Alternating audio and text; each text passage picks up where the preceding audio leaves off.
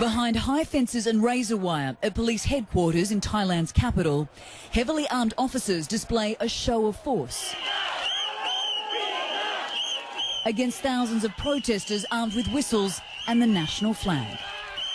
This is the latest area to be occupied by demonstrators who are calling for an end to Prime Minister Yingluck Shinawatra and her government, also known as the Thaksin regime. This government have no right to govern anymore. We are really unhappy.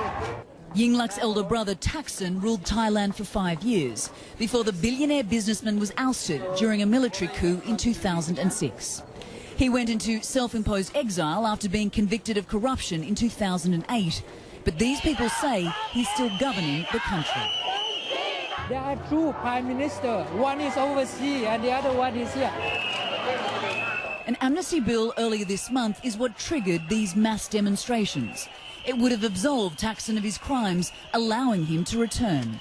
While it didn't pass, it was enough to anger these people who are demanding political reform. The Prime Minister says she's in charge, even more so now, having survived a no-confidence vote in Parliament.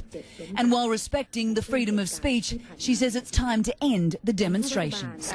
We understand that this seizing of government offices is symbolic of their movement. I'm pleading with the protesters to stop doing this because our administration still needs to operate. Sadly, Thailand has a recent history of protests turning violent.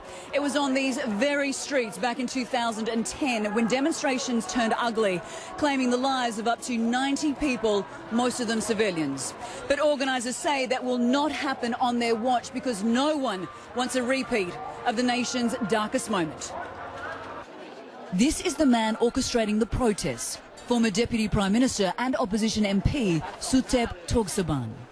Considered a hero by many, he says people are fed up with the corrupt government. As for how long they keep protesting, until we win. Until you win. So, what, are we talking weeks, months? Depends. Even the King's 86th birthday next week, a national celebration, won't stand in their way. Anna Corrin, CNN, Bangkok.